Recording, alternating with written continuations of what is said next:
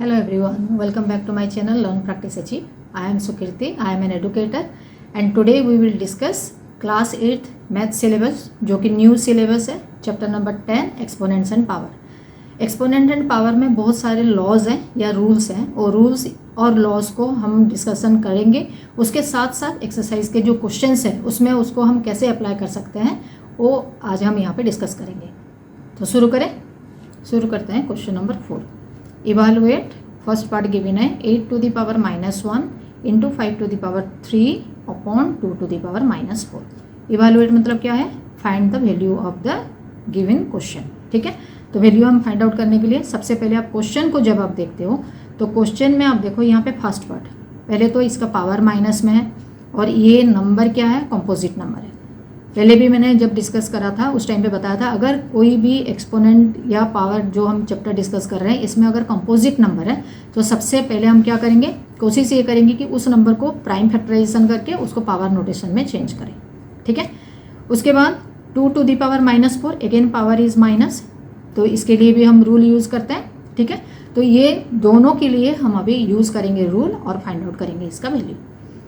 तो सबसे पहले a to the power m whole to the power n, ये कब हम यूज़ करेंगे? जब फर्स्ट पार्ट को हम चेंज करेंगे 2 to the power 3 के नोटेशन में। ठीक है, so 2 to the power 3 to the power -1, 8 को जब हम स्प्लिट करेंगे तो क्या होगा? 2 into 2 into 2 that is equal to 2 to the power 3।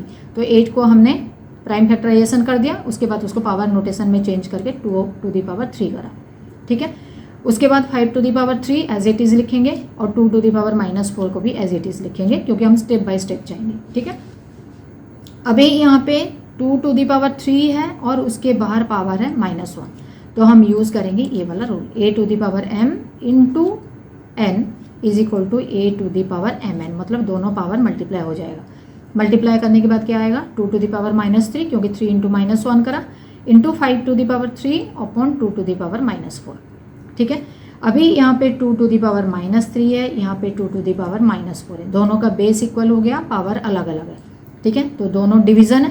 ठीक है, डिवीज़न करने से क्या करेंगे? हम दोनों का पावर को माइनस कर देंगे because 2 to the power -3 numerator में है और 2 to the power -4 डिनोमिनेटर में है, तो हम डिवीज़न वाला रूल यूज़ करेंगे। समझ में आ गया?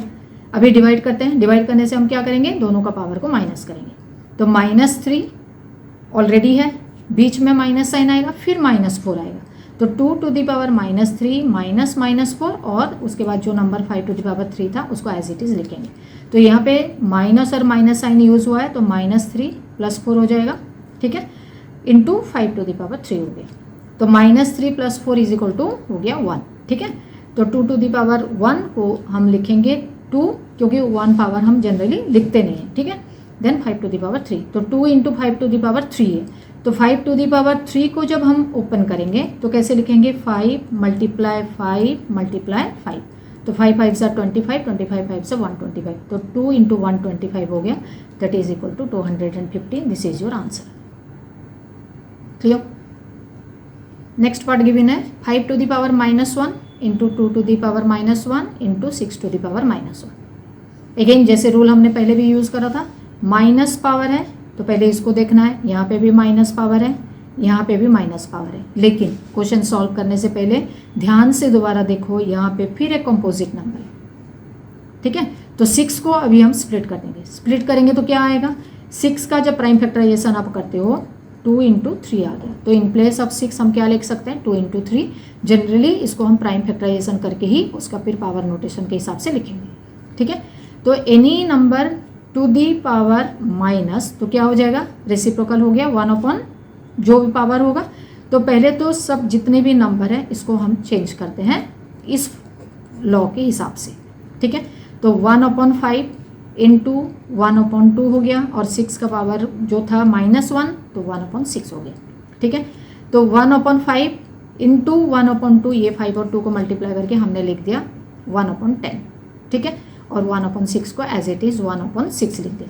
अभी दोनों को मल्टीप्लाई करके हम फाइंड आउट कर देंगे answer 1/60। So this is your answer for this question.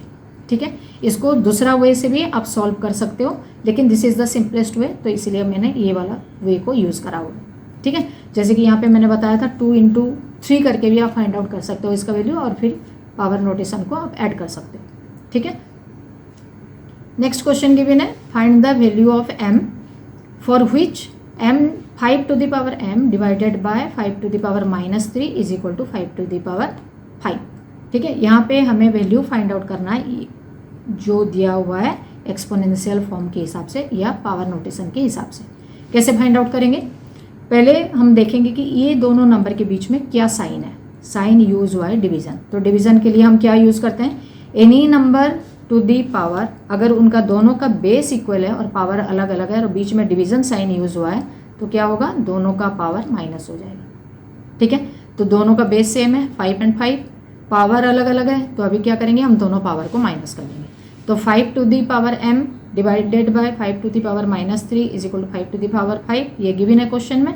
अभी ये दोनों को लेके हम ये वाला रूल यूज़ करेंगे। ठीक है, so 5 to the power m -3 is equal to 5 to the power 5। अभी माइनस और माइनस होगा तो क्या हो जाएगा, प्लस, तो 5 to the power m +3 हो गया, that is equal to 5 to the power 5।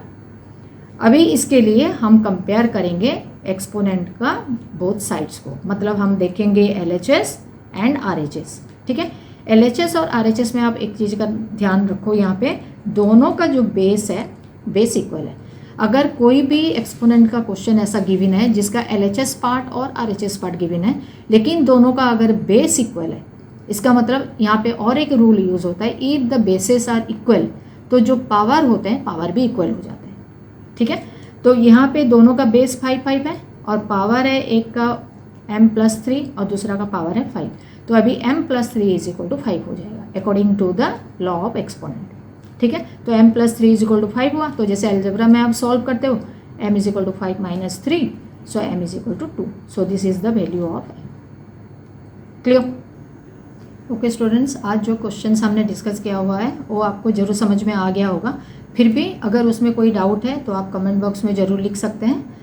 इसके अलावा जो बुक के क्वेश्चंस हैं उसके बाद भी हम एक्स्ट्रा क्वेश्चंस प्रैक्टिस करेंगे, MCQ भी करेंगे और जितने भी इंपॉर्टेंट क्वेश्चन हैं वो भी हम डिस्कस करेंगे। तो to get more of all this type of videos, subscribe my channel. Also don't forget to watch out all my new upcoming videos. Till then, bye bye.